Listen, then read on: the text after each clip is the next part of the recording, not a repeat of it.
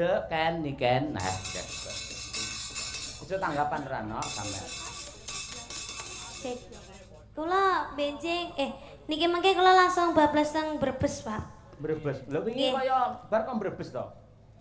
Storine Pak e wingi. Nggih niku napa enten acara teng Brebes niku nyewa lighting panggung kali videotron kula makane malih ayah bidal riyen. Terus acarane kula kalih Mayangkara tasik benjing. Mengke. Teng pundi? Teng Brebes. Aku yang Brebes milih padha. Mbok mampir ning Solo ngono gawane oleh-oleh apa ngono. Ning Jaten Karanganyar. Mengke ta, Pak? Ya mulihe kok kono Oh, Brebes. nggih, insyaallah. Ya jemeneng coba kaya apa nak. Biasane ning campur sari ya 5 lagu nih langsung kondur parandene gelem nunggoni bapake nganti yaene. Tur mau ya Pak Margono paring dawuh. Lah anu Pak Soleh ngendika lek dalang niku Pak Cahyo kali Pak Kangko mangke nganti goro-goro wakon mboten ndang lunga lho tegese lunga adoh. Bener ya Nduk ngono ya Nduk? Nggih. Nggih. Nggihmu kita ra yakin nggih. Nggih, Pak. Nggih. Kuwi Bayak Madangkarang ya. Nggih. Lah piye sesek ya? Mboten. Pas. Pas. Gon mulih ae. Hah. Gon mulih, sok ning digawa neh bar bodho. Iya ta, Pak. Inventaris kok. Disewa jenenge. Sewa ya nggih. Matur nuwun kaya ngono iki le. Pengen munjung karo wong tuane ngono iki ben wong tuane marem nganggo sandangan ala Madangkara. Ayo. Iki Nduk iki ngersake Kusuma Wijaya nggih. Nggih. Sampeyan sing ngaturke genah top. Ayo. Ken Salindri. Ya Nduk, langsung bae gemene wektu. Kusuma Wijaya. Yo.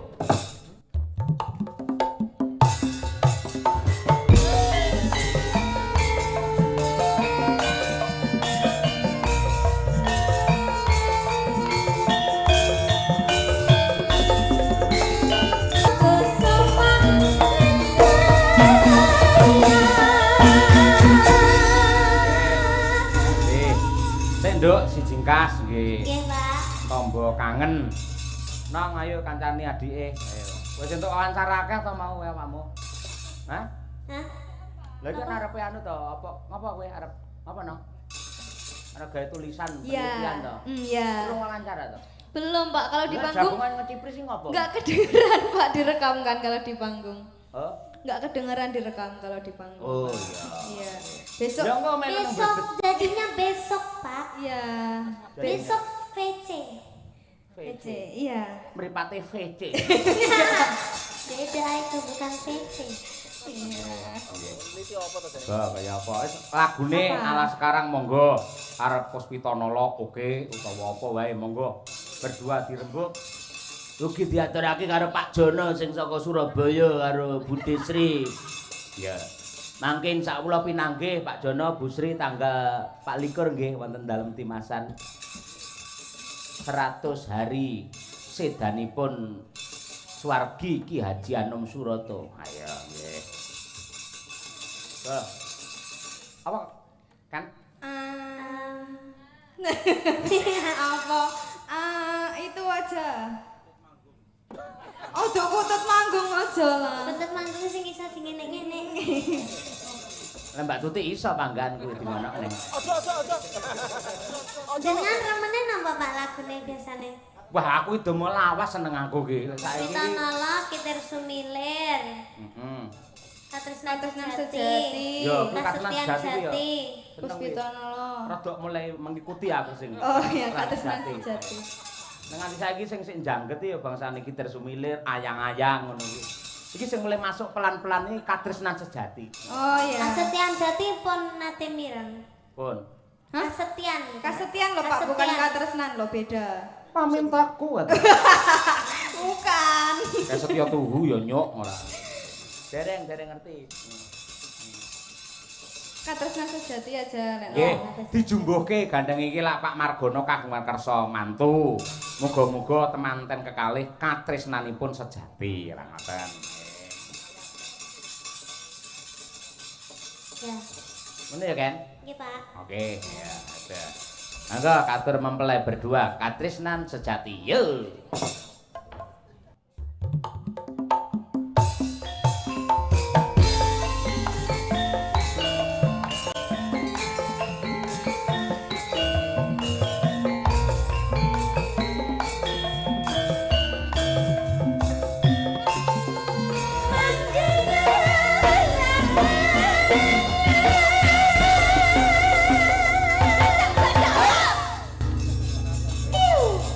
Wah, jan semangate do luar biasa iki. Jos, jos. Bar iki mergo ya marhaban ya Ramadan. Mulai bareng itu. Yen jineman gendrone nggih campur sarian ngono pantes ora? Nggih. Anu lek tiange niku campur sari nyuwun sing keluas iku ten nggih pantes-pantes sae, Pak. Tapi lek Dadi awakmu metu ka mobil biasane nyekel mik ta wisan ngono. Ngono langsung. ya ndak pantes to, Pak. Ndak pantes ya. Oh iya iya. Siapa ngerti lah. Wah, ini kan Salindri membuat gebrakan keluar dari mobil. Nembong. ngono. Oh Ya iya. ora patut, Pak. Oh iya, empan papan ya Nduk ya. Iya. Empan papan. Luar biasa. Matur nuwun tanpa upama. Menika ugi wonten ingkang ngersakaken jineman tetanya kula wakili gendra menika. Nggih. Nyuwun pangapunten. Ya, mergo isih akeh banget iki pamundhut sing rung diaturake. Contone apa, Truk? Iki sing ngersakake gubuk asmara barang. Ya, iki sing nembangi ratune gubuk asmara. Ayo. Sapa? Mbak Birgita Ayu Setiani. Sing kulino saba ning gubuk. Ayo. Ratu gubuk asmara. Ayo. Yen winongi ratu jaranan. Yen si Mbak Trihastuti Retnawati kae ratuku apa blas kae. Ratuku apa blas ora. Bukes iki ratune Kutut Manggung lho ngono kuwi. Iya. Ayo Setiani berdiri, Nduk. Ayo. Ayo Set. Coba kaya apa Set? Ayo. Setiani. Setya iki tegese gemati karo pacangan. Ani iki tegese luweh. Luweh setya ning pasangane. Betul niku Pak, kula niku ngoten niku Pak. Ha iya. Pancen kudangane bapakmu iki dadi wong wadon sing setya karo pasangane. Betul niku Pak, asma Kinarya Jabaya ta Pak. Ning kenyataane ya beda. Lho, beda pripun? Alah. Temangsaku karo wong lanang genjer ra umum. Lho, mboten Pak. Kula niku mboten ngoten iki. Semua itu teman ngoten lho Pak. Wah, kabeh kok anggap teman. Iya toh Pak. Oh iya iya. Kan iya, kita kan boleh berteman sama siapa aja, boleh berteman sama cowok, boleh berteman sama cewek, iya lho Pak. Berarti sing kok nggih status kae ya teman kae ngono kae. Teman. Ah iya nggih. Iya, Birgita iki Nadianto nun sewu non muslim ning wah temenanan. Napa Pak? Anggerane apa-apa ya langsung astagfirullahaladzim. Kenapa ya Allah jan. Ayo. Apik kuwi ayo. Saya lho Pak. Nggih. Kan itu kan kata-kata positif ya toh Pak. Betul, positif. Daripada kesandung, diamput lho mending lek ya. Lambene elek ayo. Kuwi banyak laku karo Dian biyen melu aku anyaran biyen. Apa nggih Pak? Oh iya, kuwi jenenge sapa? Dian ngono kuwi. Kuwi lek duwe anak aja jenenge Dian. Oleh nyeluk bingung. Lah pamane jenenge Suprino, Supricuk dadi apa? Danang Cuk dadi apa? Lek Dian, ayo. Iya. Yo dibawani bir. Ayo bir. Nanu. Nyingkar nyingku.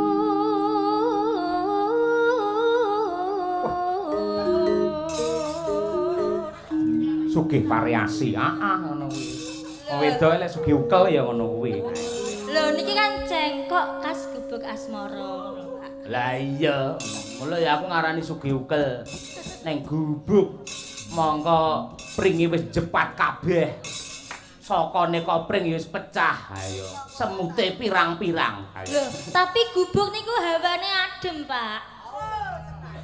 Kok iso? Lho kan iya Pak nek gubuk. Jenengan Iya. penate teng gubuk. Guduk ki nggih kok guduk kan. Gubuk ki tengah sawah ki ora iya ora adem ning kuwi malah isis ngono kuwi Lah lho. iya maksudku kuwi Pak. Ngono kuwi. Isis.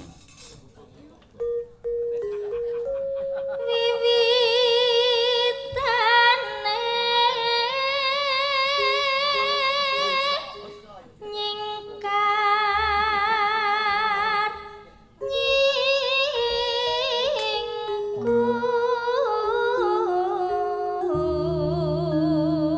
nyingkur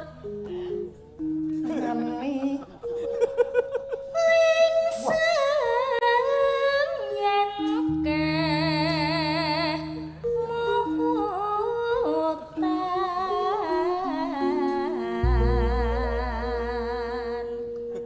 Nanu. lelampahan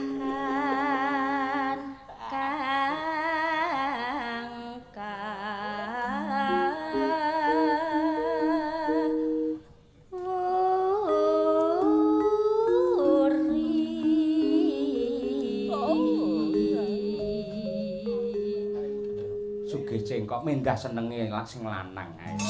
Lah napa Pak? Variasine akeh ngono ora marai bosen. Ngono kuwi sing akeh. Guru kula Pak hebat malahan Pak. Hah? Lah guru kula hebat to Pak. Gurumu sapa? Lah Bu Kesi. Lah iki sapa Pak? Ukele pripun Pak? Hebat. Ukele bener. kare-kare iki gurumu nonton kok, Dek. Wis ra gelem ngangge seragam dokter saiki. Mongko ngomah iki wis enek blackboard. Wis enek kapur penghapus. Ayo. Blackboard ke papan tulis. Ayo papan tulis.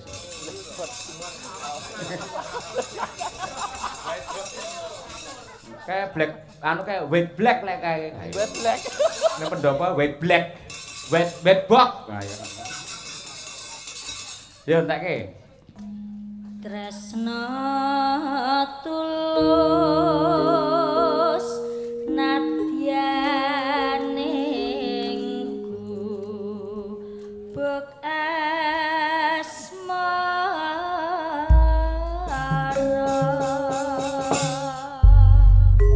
Oke. Yo diaturake. Gubuk asmara dening Mbak Birgita Ayu. Yo.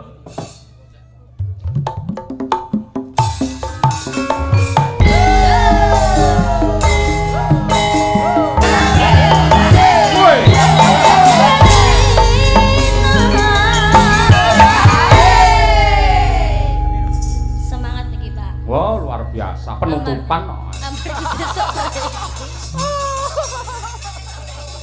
Piye to iki? Februari piye le? Alhamdulillah banyu mili. Jope tangise. Yo. Catatan sajroning Makasih. Makasih Mbak Birgita. Iki ana sing ngersake podang kuning malah tekane layang iki dhisik dhewe mau. Ya saurunge jejer. Ngersakake saka Pak Bayan. Ya, karo Pak Agus Kuprit. Sing nembang sapa, Gop? Nyuwun pambiyantu karo Mbak Dian Munasiro karo Mbak Wanda Amara juga. Jemeneng luwih dhisik. Ya, Kaya suwi ora krungu podang kuning. Ha iya. Biyen kaya ben-bengi. Ha iya. Ya kesilem karo lagu anyar liya-liyane ngono.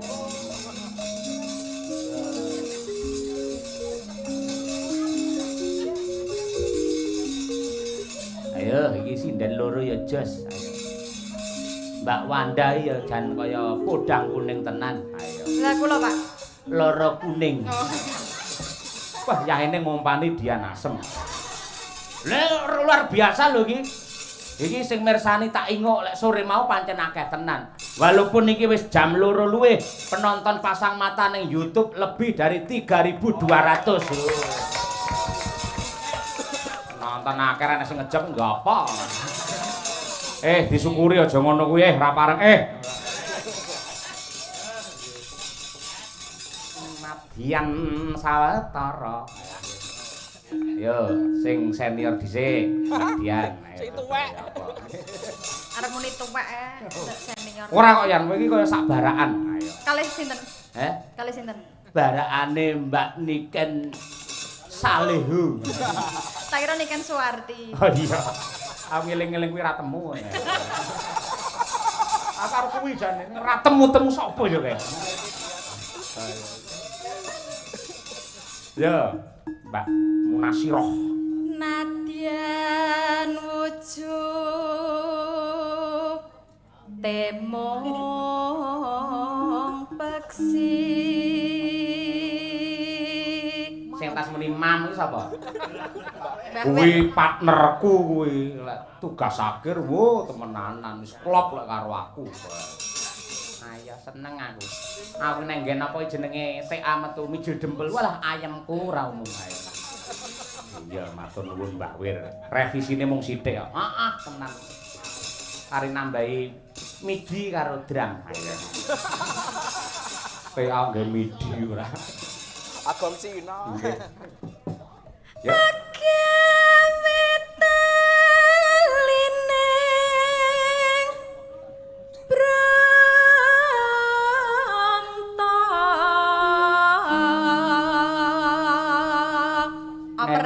Osek to, manut kene ora. Weh kono kuwi pimpinane sinden opar-opar ae ora. Alus manis nang sem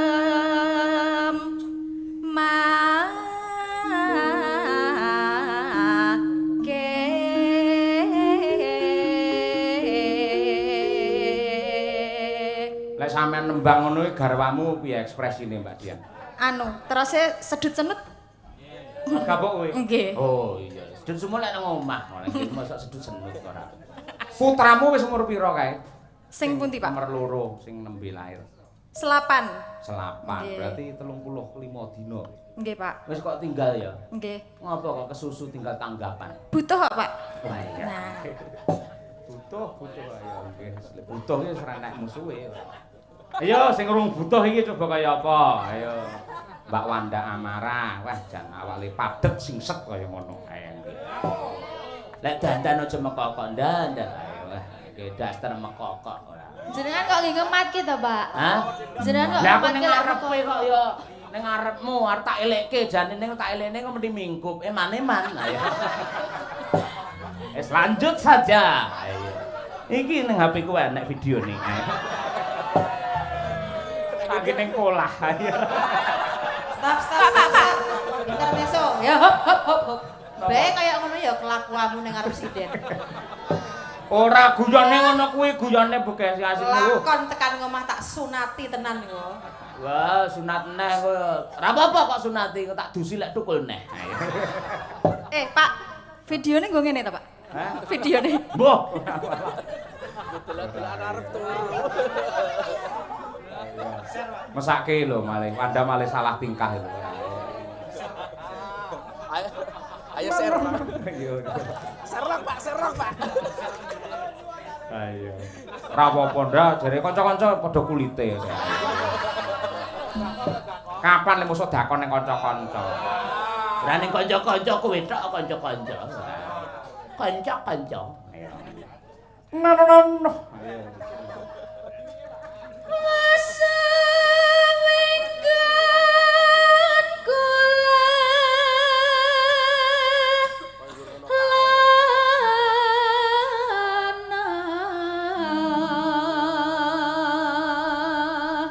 Nonano golek isi podang jenar.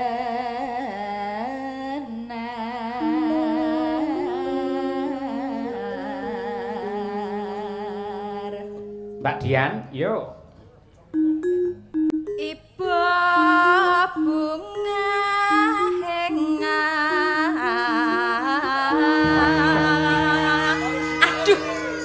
pencet. Piye tau iso ngono kepencet. Sing kok kepencet. Lah kok dadi. Lahir arkaku lahir ya. Sering kita kesel. Tik iku. Ya per, ayo monggo sing bar mekokok mau ayo dah. Paling yo gur ngono kae. Yalah, mirip-mirip. Ndak. Tak omongi sinden-sinden pas dandan ning nggomu ngene lho.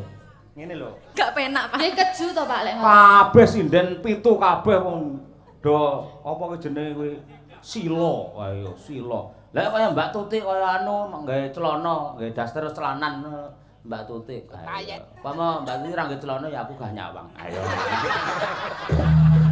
Ngale.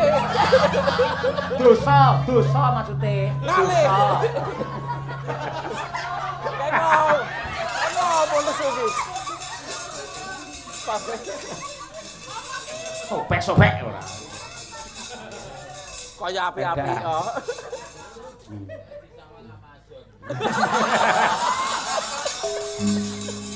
Kalau malah metu maizon barang. Sudah. Nyanding bisa dadi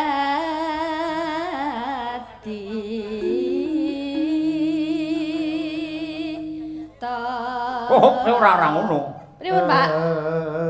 Ngono. Miring man.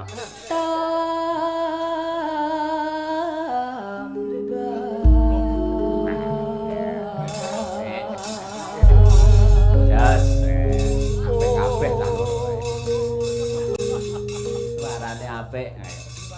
Monggo diaturake podang kuninge. Ayo. Podang adalah buruk rasah nggih kuwi. Iki khusus nggih biyen. Mesake niken lho bingung apa to kuwi jane. Guyon dhewe. Garape piye iki garape lali. Ya, coba kaya apa, Mbak? Kendang. Buka celuk saking Mbak Dian. Kendang sik. Kendang sik. Buka celuk mau kendang. Buka celuk, Mas. Lali kok yo suwe lali.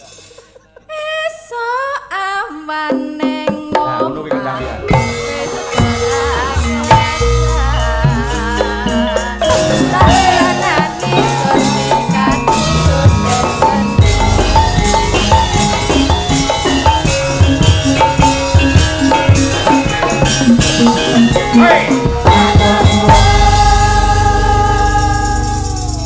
Iki tutupane iki ngampil tutupan lagu jilat yasane Pak B Subono Suwargi sing wingi bar mendak. Ayo rek.